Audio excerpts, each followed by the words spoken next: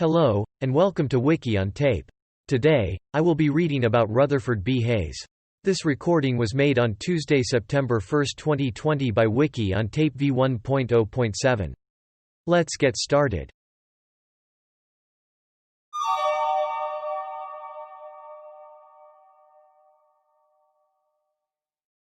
Summary.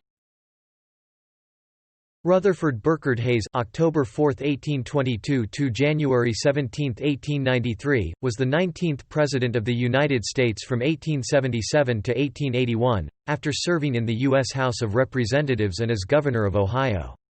A lawyer and staunch abolitionist, he had defended refugee slaves in court proceedings during the antebellum years. The Republican Party nominated Hayes as its candidate for the presidency in 1876, where he won through the Compromise of 1877 that officially ended Reconstruction by leaving the South to govern itself.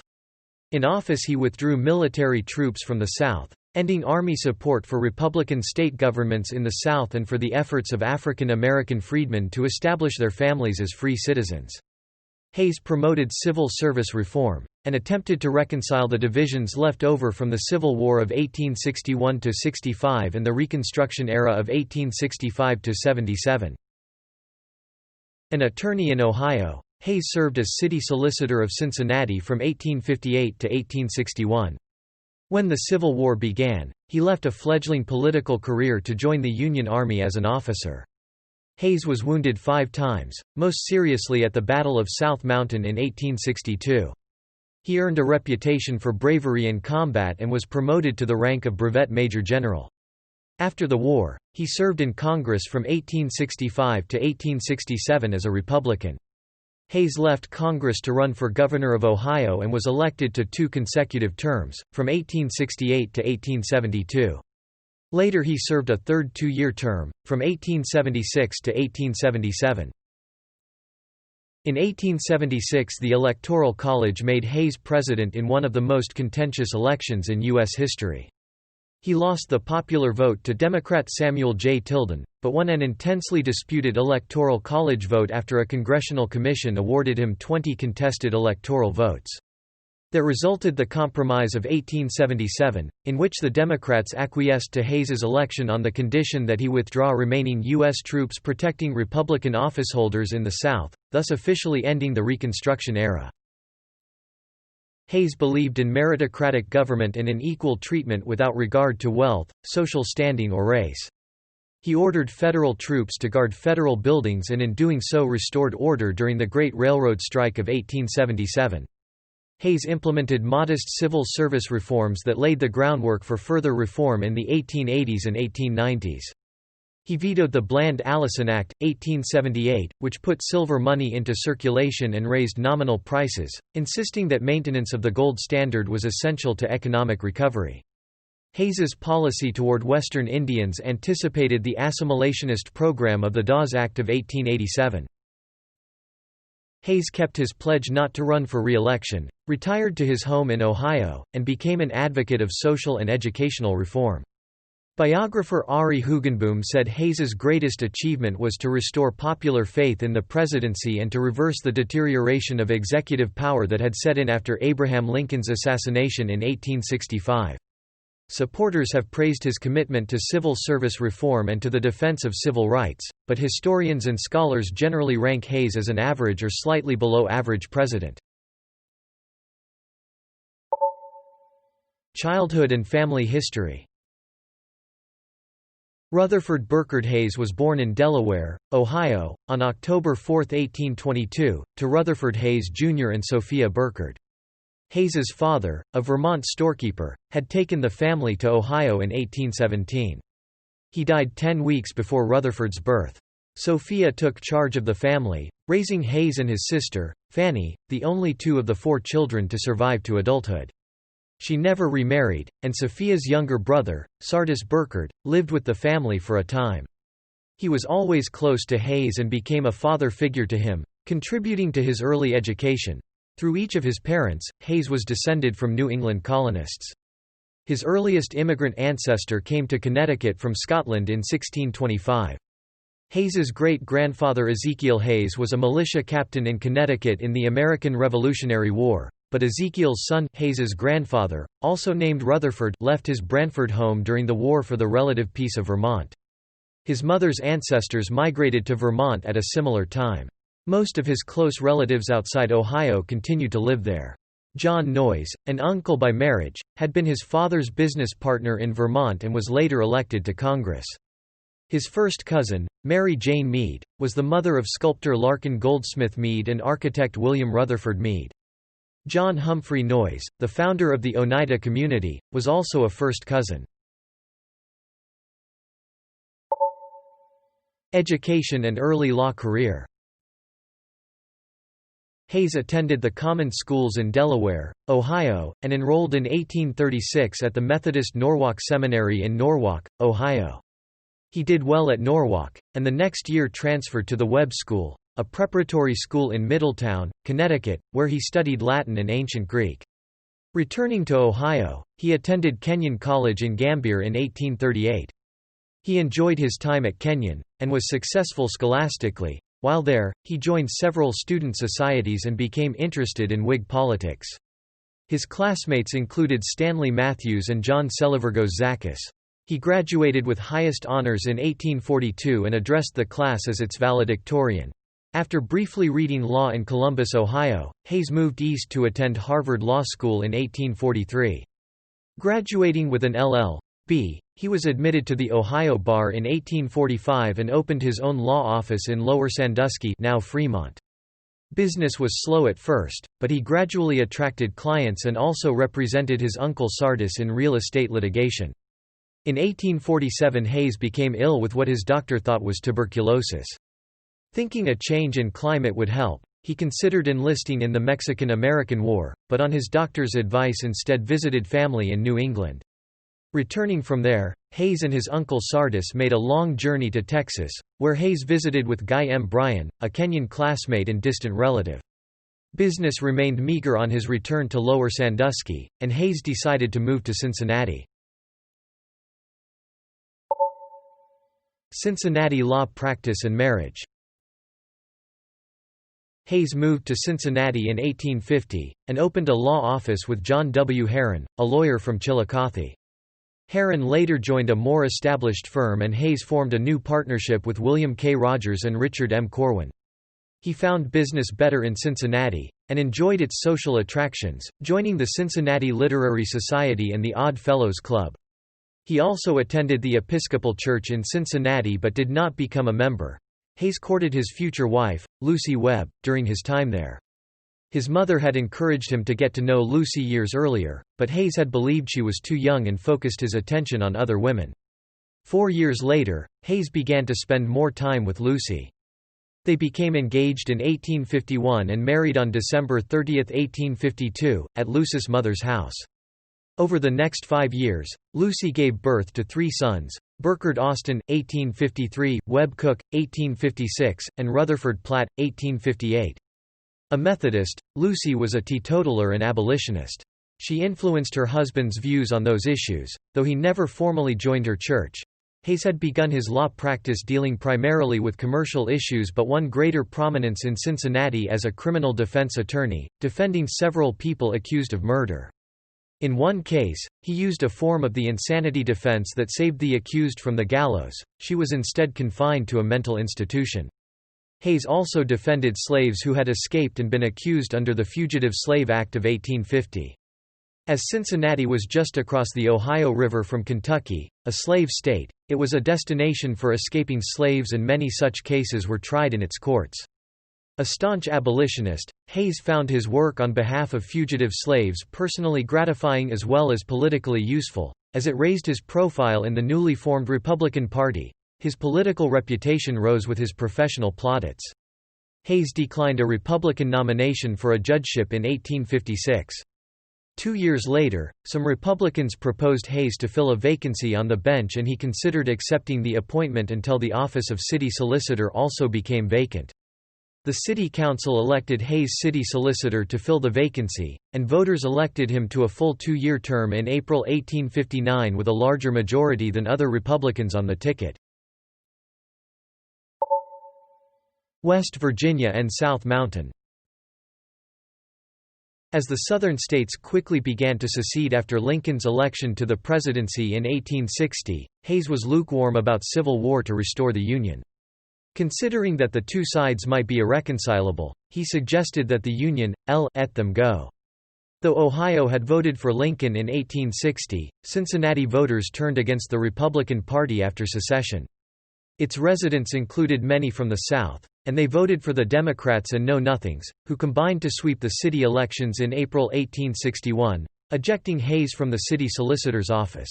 Returning to private practice, Hayes formed a very brief law partnership with Leopold Mark Breet, lasting 3 days before the war began.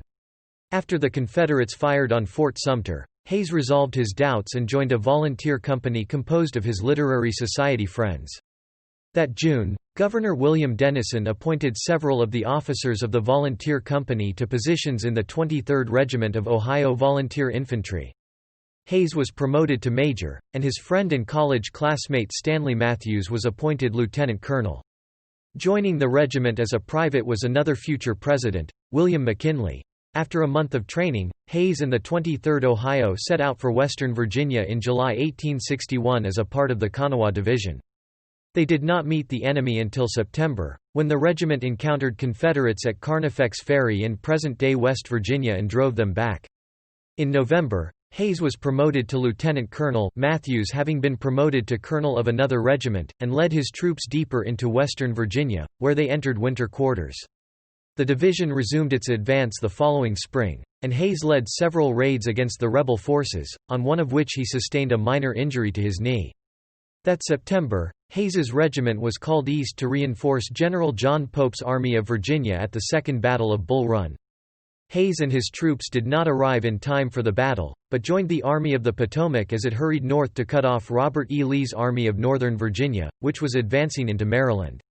Marching north, the 23rd was the lead regiment encountering the Confederates at the Battle of South Mountain on September 14. Hayes led a charge against an entrenched position and was shot through his left arm, fracturing the bone. He had one of his men tie a handkerchief above the wound in an effort to stop the bleeding, and continued to lead his men in the battle. While resting, he ordered his men to meet a flanking attack, but instead his entire command moved backward, leaving Hayes lying in between the lines. Eventually, his men brought Hayes back behind their lines, and he was taken to hospital.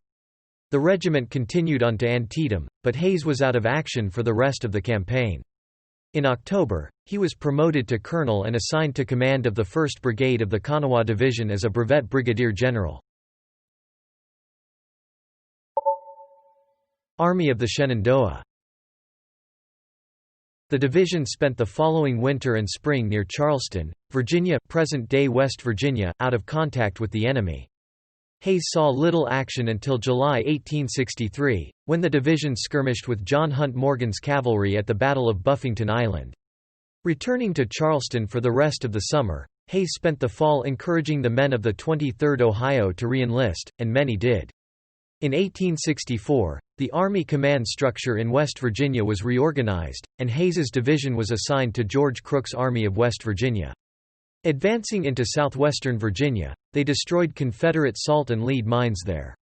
On May 9, they engaged Confederate troops at Cloyd's Mountain, where Hayes and his men charged the enemy entrenchments and drove the rebels from the field. Following the rout, the Union forces destroyed Confederate supplies and again successfully skirmished with the enemy. Hayes and his brigade moved to the Shenandoah Valley for the Valley campaigns of 1864. Crook's corps was attached to Major General David Hunter's Army of the Shenandoah and soon back in contact with Confederate forces, capturing Lexington, Virginia on June 11. They continued south toward Lynchburg, tearing up railroad track as they advanced, but Hunter believed the troops at Lynchburg were too powerful, and Hayes and his brigade returned to West Virginia. Hayes thought Hunter lacked aggression, writing in a letter home that, General Crook would have taken Lynchburg. Before the Army could make another attempt, Confederate General Jubal Early's raid into Maryland forced their recall to the north. Early's army surprised them at Kernstown on July 24, where Hayes was slightly wounded by a bullet to the shoulder. He also had a horse shot out from under him, and the army was defeated. Retreating to Maryland, the army was reorganized again, with Major General Philip Sheridan replacing Hunter. By August, Early was retreating up the valley, with Sheridan in pursuit. Hayes's troops fended off a Confederate assault at Berryville and advanced to Opequon Creek, where they broke the enemy lines and pursued them farther south. They followed up the victory with another at Fisher's Hill on September 22, and one more at Cedar Creek on October 19. At Cedar Creek, Hayes sprained his ankle after being thrown from a horse and was struck in the head by a spent round, which did not cause serious damage. His leadership and bravery drew his superiors' attention, with Ulysses S. Grant later writing of Hayes, His conduct on the field was marked by conspicuous gallantry as well as the display of qualities of a higher order than that of mere personal daring. Cedar Creek marked the end of the campaign. Hayes was promoted to brigadier general in October 1864 and brevetted major general. Around this time, Hayes learned of the birth of his fourth son, George Crook Hayes. The army went into winter quarters once more, and in spring 1865 the war quickly came to a close with Lee's surrender to Grant at Appomattox. Hayes visited Washington, D.C. that May and observed the Grand Review of the Armies, after which he and the 23rd Ohio returned to their home state to be mustered out of the service. U.S. Congressman from Ohio. While serving in the Army of the Shenandoah in 1864, Hayes was nominated by Republicans for the House of Representatives from Ohio's 2nd Congressional District. Asked by friends in Cincinnati to leave the Army to campaign, he refused, saying that an officer fit for duty who at this crisis would abandon his post to electioneer for a seat in Congress ought to be scalped. Instead, Hayes wrote several letters to the voters explaining his political positions and was elected by a 2,400-vote majority over the incumbent, Democrat Alexander Long. When the 39th Congress assembled in December 1865, Hayes was sworn in as a part of a large Republican majority. Hayes identified with the party's moderate wing, but was willing to vote with the Radicals for the sake of party unity. The major legislative effort of the Congress was the 14th Amendment to the United States Constitution, for which Hayes voted and which passed both houses of Congress in June 1866. Hayes's beliefs were in line with his fellow Republicans on Reconstruction issues, that the South should be restored to the Union, but not without adequate protections for freedmen and other black Southerners. President Andrew Johnson, who succeeded to office following Lincoln's assassination, to the contrary wanted to readmit the seceded states quickly without first ensuring that they adopted laws protecting the newly freed slaves' civil rights. He also granted pardons to many of the leading former Confederates. Hayes, along with congressional Republicans, disagreed. They worked to reject Johnson's vision of Reconstruction and to pass the Civil Rights Act of 1866. Re-elected in 1866, Hayes returned to the lame duck session to vote for the Tenure of Office Act, which ensured that Johnson could not remove administration officials without the Senate's consent. He also unsuccessfully pressed for a civil service reform bill that attracted the votes of many reform-minded Republicans. Hayes continued to vote with the majority in the 40th Congress on the Reconstruction Acts, but resigned in July 1867 to run for governor of Ohio. Governor of Ohio. A popular congressman and former Army officer, Hayes was considered by Ohio Republicans to be an excellent standard-bearer for the 1867 election campaign. His political views were more moderate than the Republican Party's platform, although he agreed with the proposed amendment to the Ohio state constitution that would guarantee suffrage to black male Ohioans. Hayes's opponent, Allen G. Thurman, made the proposed amendment the centerpiece of the campaign and opposed black suffrage. Both men campaigned vigorously, making speeches across the state, mostly focusing on the suffrage question. The election was mostly a disappointment to Republicans, as the amendment failed to pass and Democrats gained a majority in the state legislature. Hayes thought at first that he, too, had lost, but the final tally showed that he had won the election by 2,983 votes of 484,603 votes cast. As a Republican governor with a Democratic legislature, Hayes had a limited role in governing, especially since Ohio's governor had no veto power. Despite these constraints, he oversaw the establishment of a school for deaf mutes and a reform school for girls. He endorsed the impeachment of President Andrew Johnson and urged his conviction, which failed by one vote in the United States Senate. Nominated for a second term in 1869, Hayes campaigned again for equal rights for black Ohioans and sought to associate his Democratic opponent, George H. Pendleton, with disunion and Confederate sympathies.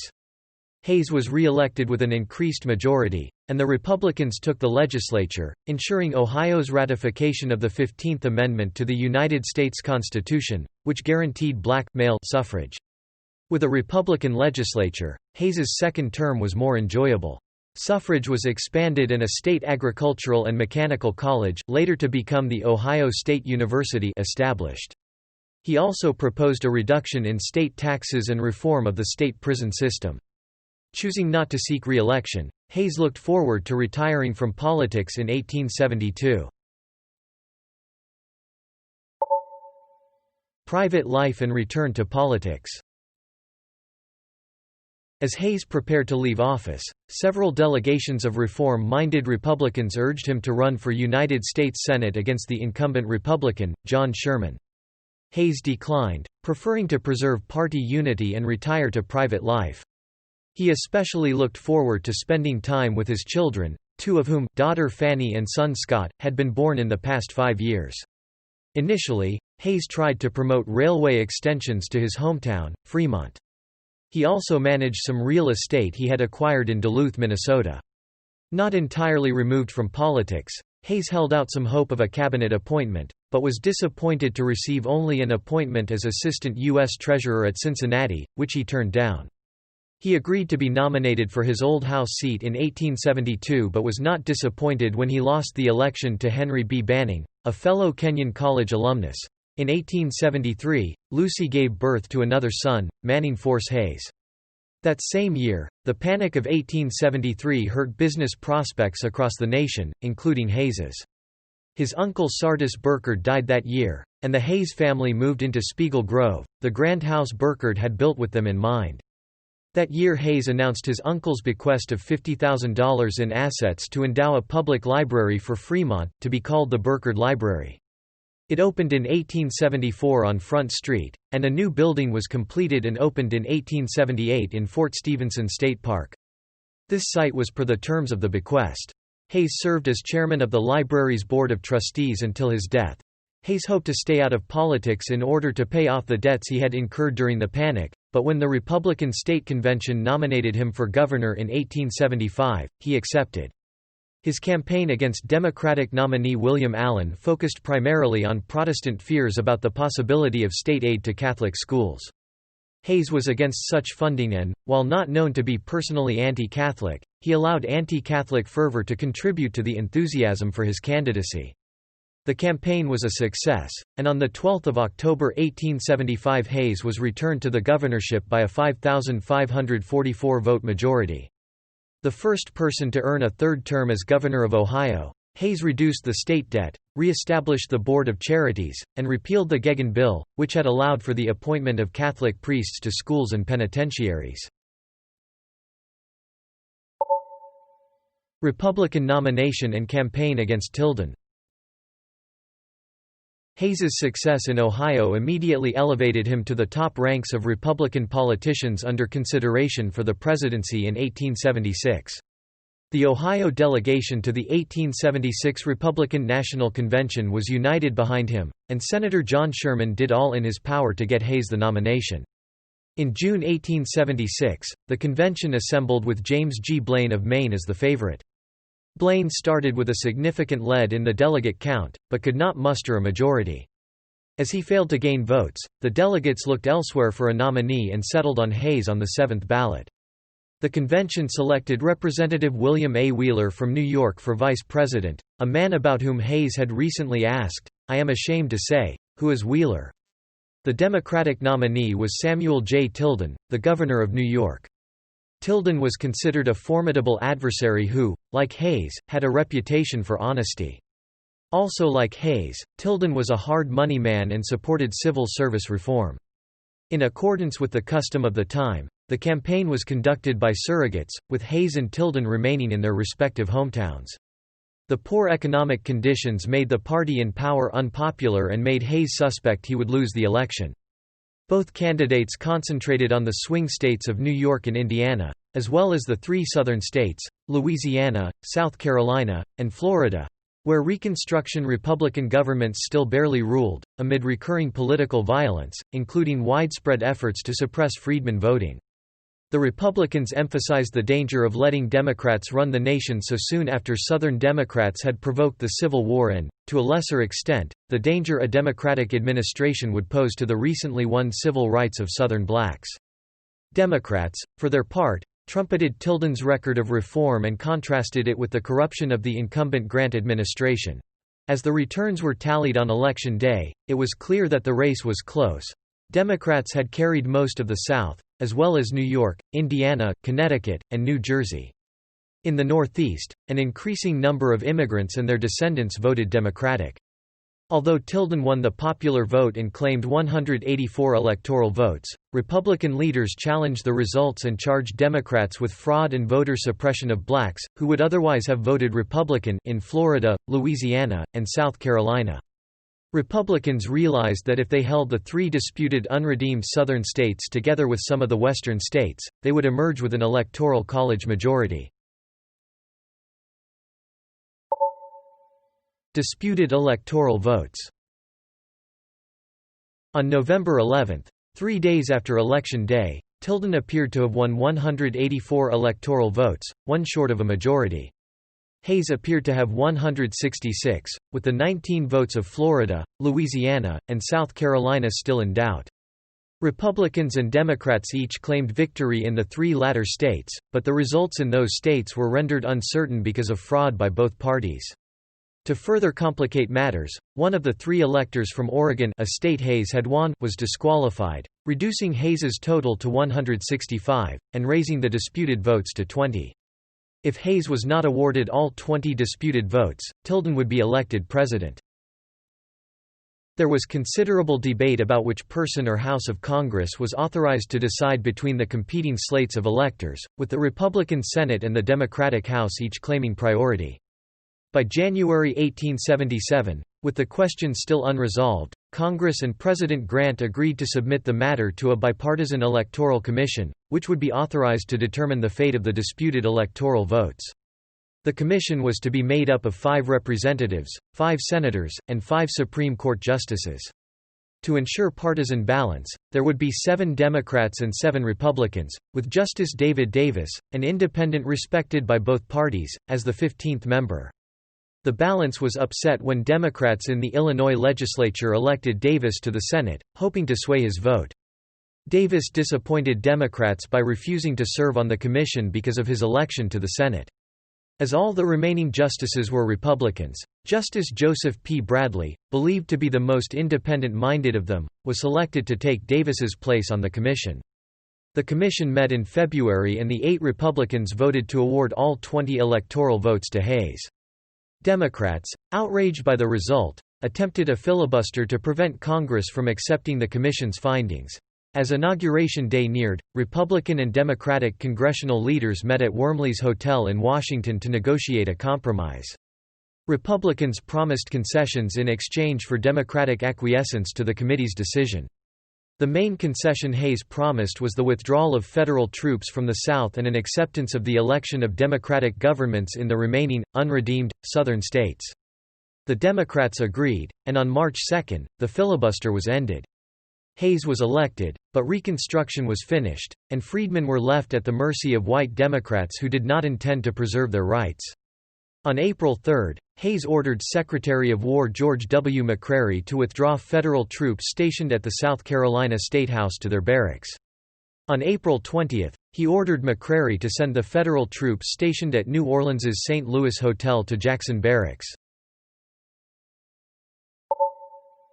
Inauguration. Because March 4, 1877, was a Sunday, Hayes took the oath of office privately on Saturday, March 3, in the Red Room of the White House, the first president to do so in the Executive Mansion. He took the oath publicly on March 5 on the east portico of the United States Capitol. In his inaugural address, Hayes attempted to soothe the passions of the past few months, saying that, he serves his party best who serves his country best. He pledged to support wise, honest, and peaceful local self-government in the South, as well as reform of the civil service and a full return to the gold standard. Despite his message of conciliation, Many Democrats never considered Hayes's election legitimate and referred to him as Rutherford, or his fraudulency, for the next 4 years. The South and the end of Reconstruction.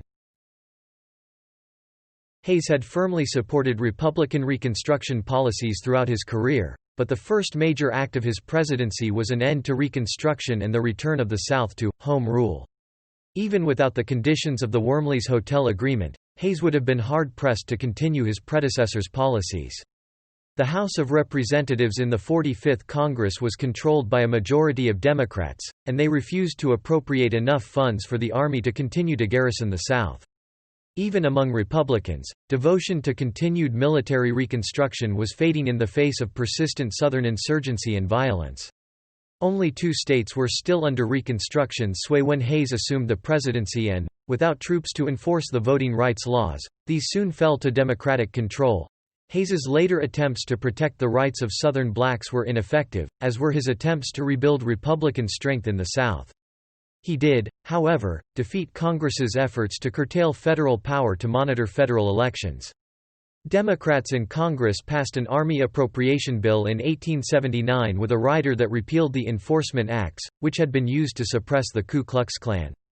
Chapters had flourished across the South, and it had been one of the insurgent groups that attacked and suppressed freedmen.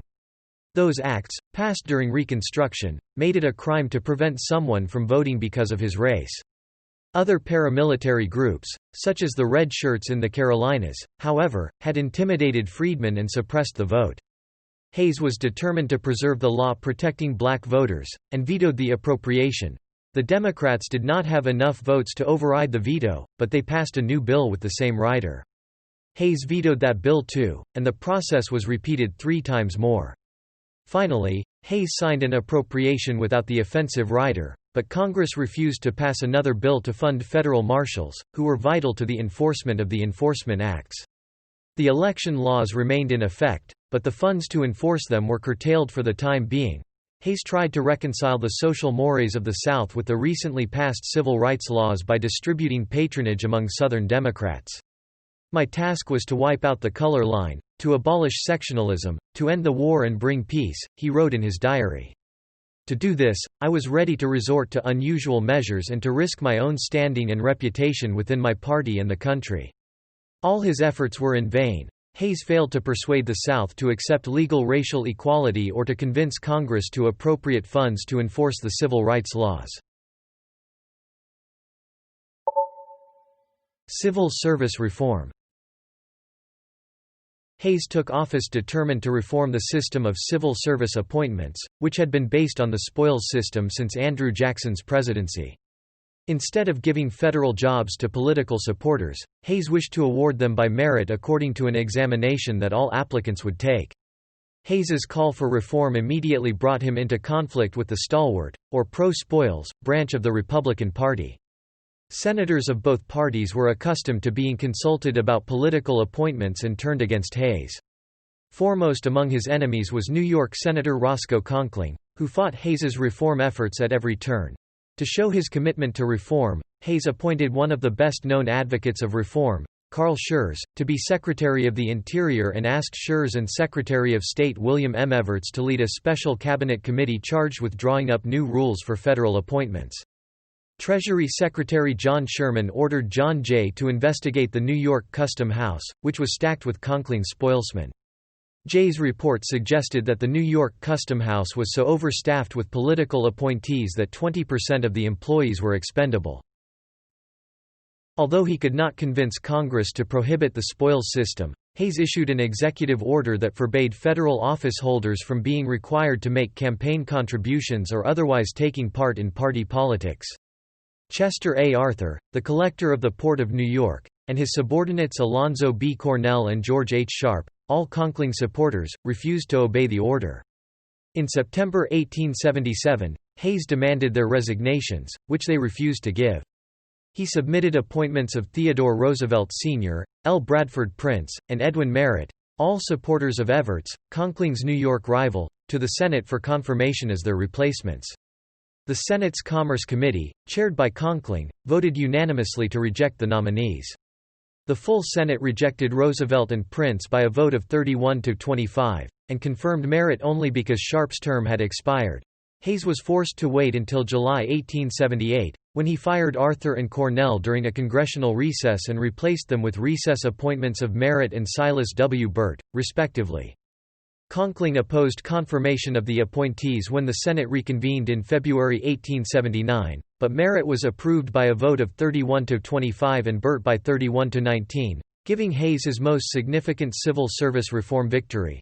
For the remainder of his term, Hayes pressed Congress to enact permanent reform legislation and fund the United States Civil Service Commission, even using his last annual message to Congress in 1880 to appeal for reform. Reform legislation did not pass during Hayes's presidency, but his advocacy provided a significant precedent as well as the political impetus for the Pendleton Act of 1883, which was signed into law by President Chester Arthur. Hayes allowed some exceptions to the ban on assessments, permitting George Congdon Gorham, secretary of the Republican Congressional Committee, to solicit campaign contributions from federal officeholders during the congressional elections of 1878. In 1880, Hayes quickly forced Secretary of Navy Richard W. Thompson to resign after Thompson accepted a $25,000 salary for a nominal job offered by French engineer Ferdinand de Lesseps to promote a French canal in Panama. Hayes also dealt with corruption in the Postal Service. In 1880, Schurz and Senator John A. Logan asked Hayes to shut down the Star Route rings, a system of corrupt contract profiteering in the Postal Service, and to fire Second Assistant Postmaster General Thomas J. Brady, the alleged ringleader. Hayes stopped granting new Star Route contracts but let existing contracts continue to be enforced.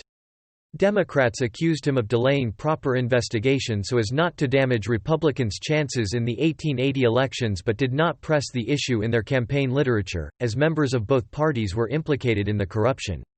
Historian Hans L. Treffaus later wrote that Hayes hardly knew the chief suspect, Brady, and certainly had no connection with the Star Route corruption. Although Hayes and the Congress both investigated the contracts and found no compelling evidence of wrongdoing, Brady and others were indicted for conspiracy in 1882. After 2 trials, the defendants were acquitted in 1883. Great Railroad Strike. In his first year in office, Hayes was faced with the United States' largest labor uprising to date, the Great Railroad Strike of 1877. To make up for financial losses suffered since the Panic of 1873, the major railroads had cut their employees' wages several times in 1877. In July of that year, workers at the Baltimore and Ohio Railroad walked off the job in Martinsburg, West Virginia, to protest their reduction in pay. The strike quickly spread to workers of the New York Central, Erie, and Pennsylvania railroads, with the strikers soon numbering in the thousands. Fearing a riot, Governor Henry M. Matthews asked Hayes to send federal troops to Martinsburg, and Hayes did so, but when the troops arrived there was no riot, only a peaceful protest. In Baltimore, however, a riot did erupt on July 20, and Hayes ordered the troops at Fort McHenry to assist the governor in suppressing it. Pittsburgh exploded into riots next, but Hayes was reluctant to send in troops without the governor's request. Other discontented citizens joined the railroad workers in rioting. After a few days, Hayes resolved to send in troops to protect federal property wherever it appeared to be threatened and gave Major General Winfield Scott Hancock overall command of the situation, marking the first use of federal troops to break a strike against a private company. The riots spread further, to Chicago and St. Louis, where strikers shut down railroad facilities. By July 29, the riots had ended and federal troops returned to their barracks. No federal troops had killed any of the strikers, or been killed themselves, but clashes between state militia troops and strikers resulted in deaths on both sides. The railroads were victorious in the short term, as the workers returned to their jobs and some wage cuts remained in effect. But the public blamed the railroads for the strikes and violence, and they were compelled to improve working conditions and make no further cuts. Business leaders praised Hayes, but his own opinion was more equivocal, as he recorded in his diary. The strikes have been put down by force, but now for the real remedy. Can't something be done by education of strikers, by judicious control of capitalists, by wise general policy to end or diminish the evil? The railroad strikers, as a rule, are good men, sober, intelligent, and industrious. Currency debate. Hayes confronted two issues regarding the currency, the first of which was the coinage of silver, and its relation to gold. In 1873, the Coinage Act of 1873 stopped the coinage of silver for all coins worth $1 or more, effectively tying the dollar to the value of gold. As a result, the money supply contracted and the effects of the Panic of 1873 grew worse, making it more expensive for debtors to pay debts they had contracted when currency was less valuable. Farmers and laborers, especially, clamored for the return of coinage in both metals, believing the increased money supply would restore wages and property values. Democratic Representative Richard P. Bland of Missouri proposed a bill to require the United States to coin as much silver as miners could sell the government, thus increasing the money supply and aiding debtors. William B. Allison, a Republican from Iowa, offered an amendment in the Senate limiting the coinage to $2 to $4 million per month, and the resulting Bland-Allison Act passed both houses of Congress in 1878. Hayes feared the act would cause inflation that would be ruinous to business, effectively impairing contracts that were based on the gold dollar, as the silver dollar proposed in the bill would have an intrinsic value of 90 to 92% of the existing gold dollar. He also believed that inflating the currency was dishonest, saying, expediency and justice both demand an honest currency. He vetoed the bill, but Congress overrode his veto, the only time it did so during his presidency. The second issue concerned United States notes, commonly called greenbacks, a form of fiat currency first issued during the Civil War. The government accepted these notes as valid for payment of taxes and tariffs, but unlike ordinary dollars, they were not redeemable in gold. The Specie Payment Resumption Act of 1875 required the Treasury to redeem any outstanding greenbacks in gold, thus retiring them from circulation and restoring a single, gold-backed currency. Sherman agreed with Hayes's favorable opinion of the act, and stockpiled gold in preparation for the exchange of greenbacks for gold. But once the public was confident that they could redeem greenbacks for specie gold, few did so. When the act took effect in 1879, only $130,000 of the outstanding $346 million in greenbacks were actually redeemed. Together with the Bland-Allison Act, the successful specie resumption effected a workable compromise between inflationists and hard money men and, as the world economy began to improve, agitation for more greenbacks and silver coinage quieted down for the rest of Hayes's presidency. Foreign policy. Most of Hayes's foreign policy concerns involved Latin America. In 1878, following the Paraguayan War, he arbitrated a territorial dispute between Argentina and Paraguay. Hayes awarded the disputed land in the Gran Chaco region to Paraguay, and the Paraguayans honored him by renaming a city, Villa Hayes, and a department, Presidente Hayes, in his honor.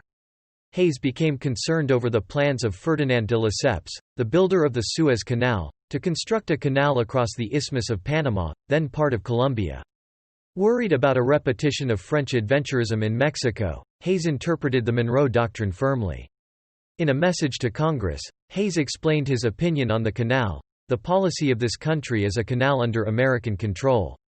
The United States cannot consent to the surrender of this control to any European power or any combination of European powers." The Mexican border also drew Hayes's attention. Throughout the 1870s, lawless bands often crossed the border on raids into Texas. 3 months after taking office, Hayes granted the Army the power to pursue bandits, even if it required crossing into Mexican territory. Mexican President Porfirio Díaz protested the order and sent troops to the border. The situation calmed as Díaz and Hayes agreed to jointly pursue bandits, and Hayes agreed not to allow Mexican revolutionaries to raise armies in the United States. The violence along the border decreased, and in 1880 Hayes revoked the order allowing pursuit into Mexico.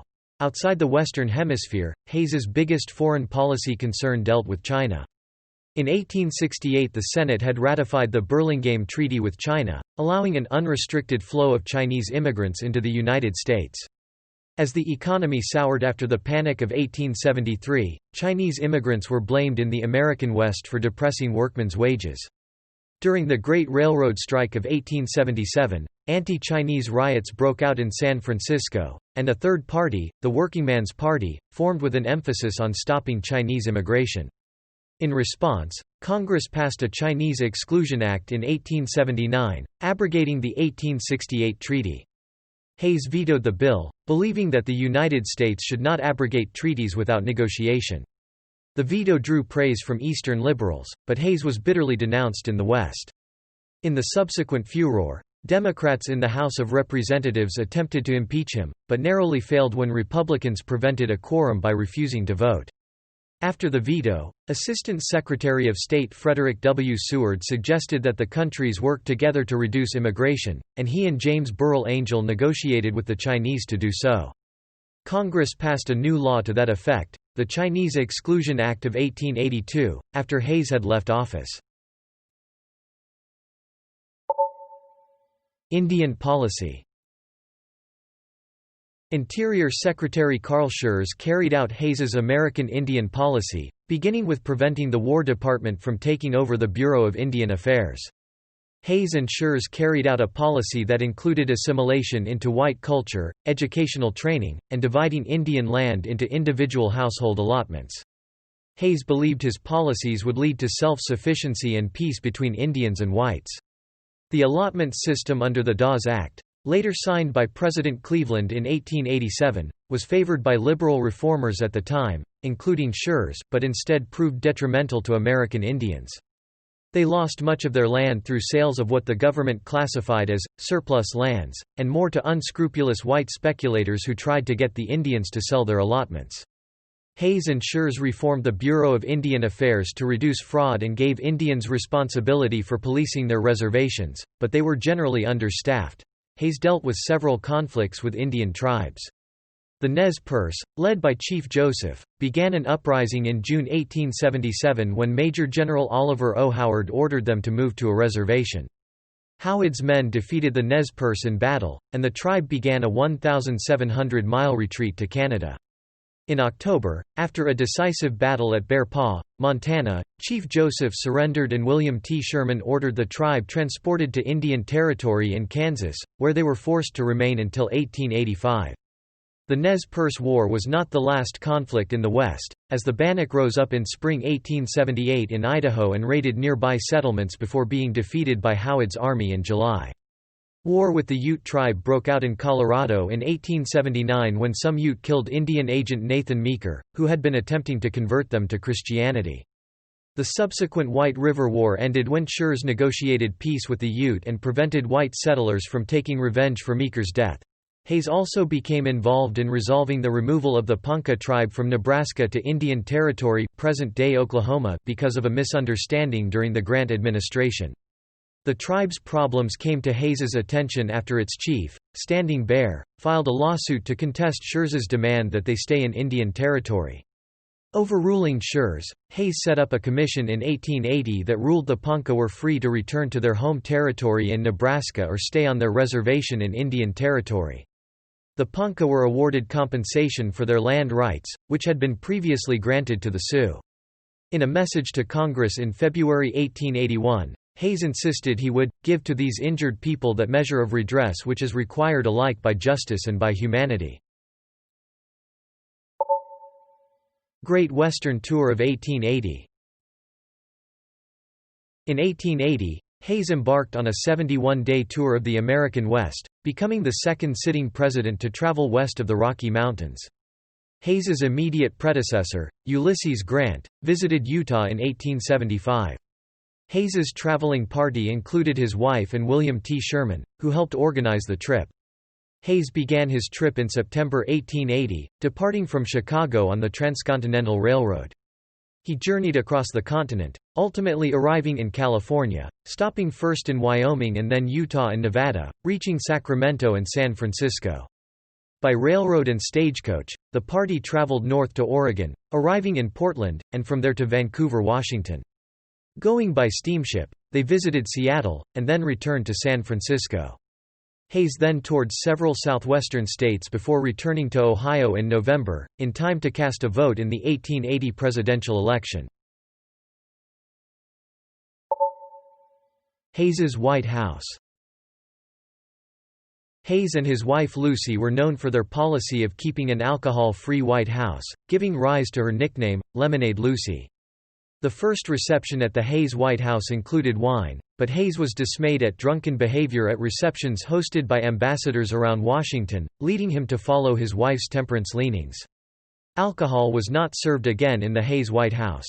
Critics charged Hayes with parsimony, but Hayes spent more money, which came out of his personal budget, after the ban, ordering that any savings from eliminating alcohol be used on more lavish entertainment. His temperance policy also paid political dividends, strengthening his support among Protestant ministers. Although Secretary Evarts quipped that at the White House dinners, water flowed like wine, the policy was a success in convincing prohibitionists to vote Republican. Judicial appointments. Hayes appointed 2 associate justices to the Supreme Court.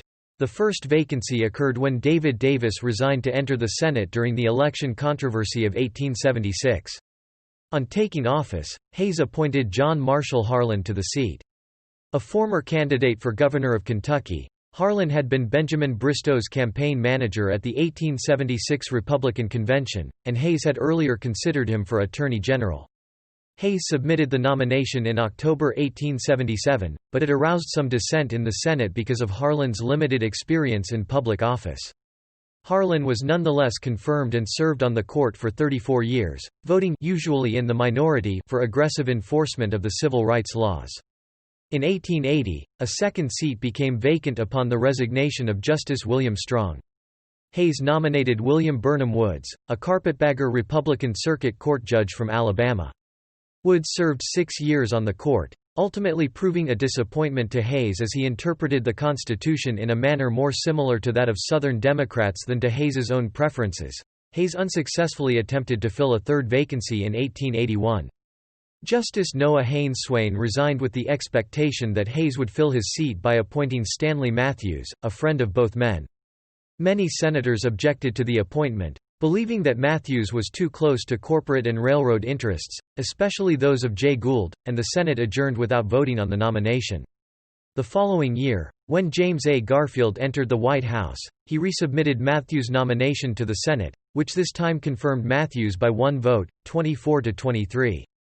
Matthews served for 8 years until his death in 1889. His opinion in Yickwo v.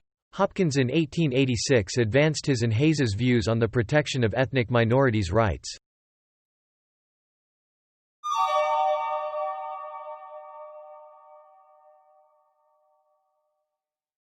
Later life and death. Hayes declined to seek re-election in 1880, keeping his pledge that he would not run for a second term. He was gratified with the election of fellow Ohio Republican James A. Garfield to succeed him, and consulted with him on appointments for the next administration. After Garfield's inauguration, Hayes and his family returned to Spiegel Grove. In 1881, he was elected a companion of the Military Order of the Loyal Legion of the United States. He served as Commander-in-Chief National President of the Loyal Legion from 1888 until his death in 1893. Although he remained a loyal Republican, Hayes was not too disappointed in Grover Cleveland's election to the presidency in 1884, approving of the New York Democrats' views on civil service reform. He was also pleased at the progress of the political career of William McKinley, his Army comrade and political protégé. Hayes became an advocate for educational charities, advocating federal education subsidies for all children. He believed that education was the best way to heal the rifts in American society and allow individuals to improve themselves. Hayes was appointed to the Board of Trustees of The Ohio State University, the school he helped found during his time as Governor of Ohio, in 1887. He emphasized the need for vocational, as well as academic, education. "I preach the gospel of work," he wrote. "I believe in skilled labor as a part of education." He urged Congress, unsuccessfully, to pass a bill written by Senator Henry W. Blair that would have allowed federal aid for education for the first time. Hayes gave a speech in 1889 encouraging black students to apply for scholarships from the Slater Fund, one of the charities with which he was affiliated. One such student, W.E.B. Du Bois, received a scholarship in 1892. Hayes also advocated better prison conditions. In retirement, Hayes was troubled by the disparity between the rich and the poor. saying in an 1886 speech that, "Free government cannot long endure if property is largely in a few hands and large masses of people are unable to earn homes, education, and a support in old age." The following year, Hayes recorded his thoughts on that subject in his diary. In church it occurred to me that it is time for the public to hear that the giant evil and danger in this country, the danger which transcends all others, is the vast wealth owned or controlled by a few persons. Money is power. In Congress, in state legislatures, in city councils, in the courts, in the political conventions, in the press, in the pulpit, in the circles of the educated and the talented, its influence is growing greater and greater. Excessive wealth in the hands of the few means extreme poverty, ignorance, vice, and wretchedness is the lot of the many. It is not yet time to debate about the remedy. The previous question is as to the danger, the evil. Let the people be fully informed and convinced as to the evil. Let them earnestly seek the remedy and it will be found. Fully to know the evil is the first step towards reaching its eradication. Henry George is strong when he portrays the rottenness of the present system. We are, to say the least, not yet ready for his remedy. We may reach and remove the difficulty by changes in the laws regulating corporations, descents of property, wills, trusts, taxation, and a host of other important interests, not omitting lands and other property. Hayes was greatly saddened by his wife's death in 1889. When she died, he wrote, "The soul had left Spiegel Grove." After Luce's death, Hayes's daughter Fanny became his traveling companion, and he enjoyed visits from his grandchildren. In 1890, he chaired the Lake Mohonk Conference on the Negro Question, a gathering of reformers that met in upstate New York to discuss racial issues. Hayes died of complications of a heart attack at his home on January 17, 1893, at the age of 70. His last words were, "I know that I'm going where Lucy is." President-elect Cleveland and Ohio Governor William McKinley led the funeral procession that followed Hayes's body until Hayes was interred in Oakwood Cemetery.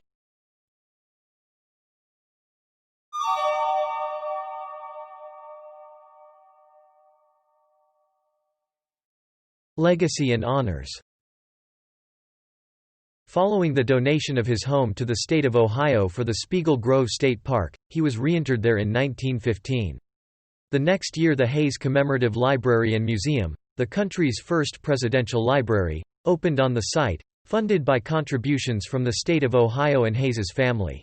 An 1878 dispute between Argentina and Paraguay that Hayes had arbitrated and decided in favor of Paraguay, giving Paraguay 60% of its current territory, later led to the naming of a province in the region after him. Presidente Hayes Department capital, Villa Hayes, an official holiday, Laudo Hayes Firm Day, the anniversary of the decision, celebrated in Presidente Hayes Province. A local soccer team, Club Presidente Hayes, also known as Los Yankees, based in the national capital, Asunción. A postage stamp, the design of which was chosen in a contest run by the U.S. Embassy, and even a young girl's wish.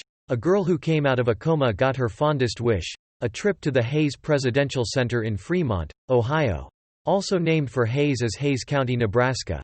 Hayes was elected a member of the American Antiquarian Society in 1890. Rutherford B. Hayes High School in Hayes's hometown of Delaware, Ohio, was named in his honor. Hayes Hall, built in 1893, at The Ohio State University is also named in his honor. It is the campus's oldest remaining building, and was placed on the National Register of Historic Places on July 16, 1970, due to its front facade, which remains virtually untouched from its original appearance. Hayes knew the building would be named in his honor, but he did not live to see it completed. Thanks for listening to Wiki-On-Tape. I hope you drop by again sometime. Goodbye.